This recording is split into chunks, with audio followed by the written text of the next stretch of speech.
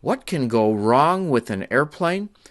Well, after returning from one of my flights, I noticed that my tire had gone flat. And boy, was I lucky that this happened after the flight. No obvious indication of a puncture after careful examination. It wouldn't hold air for more than just a few minutes, so it was more than just a slow leak. If you've ever removed a wheel from an aircraft like this, you know it's a bit of an effort. You need to disassemble the brake caliper and then the cotter pin and large nut and outer bearing to get the wheel off so that we can take a close look and get to the bottom of this leak. I carefully examined the exterior of the tire looking for any punctures, and I could find none. It looked perfectly good from everywhere I could tell. I removed the tube from the tire. I kept the wheel on because the valve goes through and I didn't want to take it apart unless I had to. And I did find where the leak was by, of course, inflating it and looking carefully and listening for a hissing sound. And if you look closely,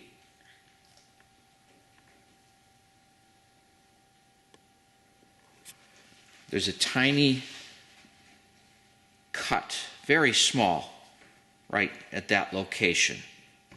And yet, I could not find anything coming through the tire and into the tube. So I went back to the tire and felt very carefully inside, looking for what could possibly have caused that small cut. And sure enough, feeling inside, I found a little something. And it fell off and down into the bottom, and I retrieved it. Let's take a look. I have placed it on a black background here. This is not where I found it, but what this is a tiny aluminum chip, very small, and it was embedded on the inside of the tire, of course trapped between the inner tube and the tire, and eventually had worn through and cut the inner tube. Didn't do any damage to the tire. This little chip easily could have come from any of the times I was cutting in the shop with aluminum, and a tiny piece fell inside of the tire. So the moral of the story is, be sure to really inspect and clean out your tire before inserting the inner tube.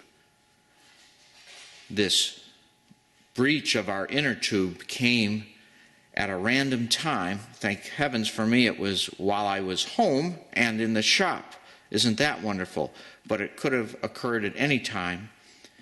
We're going to repair this small cut with a tube repair kit. Basically, this is rubber cement and some pre-cut, pre-glued patches. We'll scuff up the area around the cut, and the scuffing up is to remove a coating that is put on these inner tubes while they're made, basically on the mold to keep this from sticking to the mold. So we need to scratch that off.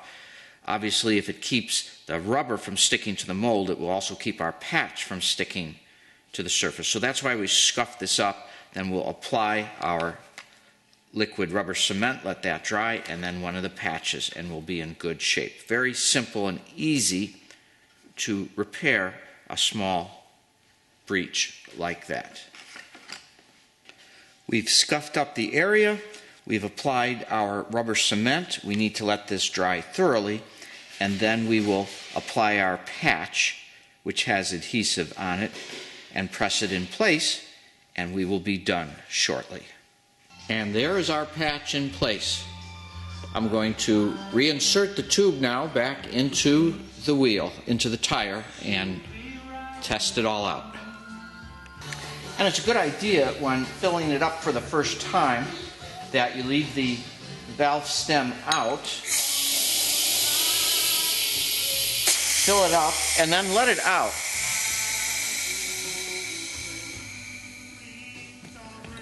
and then fill it up again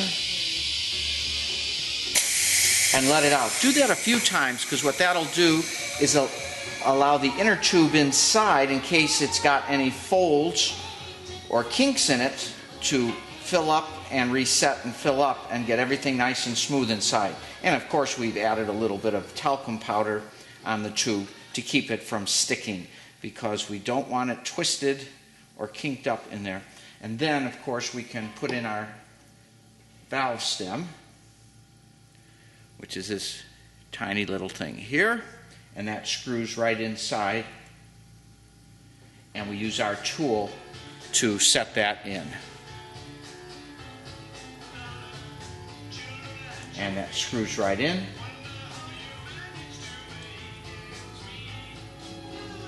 This is just a simple valve stem removal tool that you get from the auto parts store if you don't have one, to get that valve out. Otherwise, the only way to get air out is to hold down the little valve in the middle, and we don't want to be doing that all day. So we tighten that up, and then we can fill it up to the proper pressure. Notice you don't want to test your patch by filling the tube with air outside of the tire, because it will stretch much greater than it was meant to do inside the tire, and the patch may come off.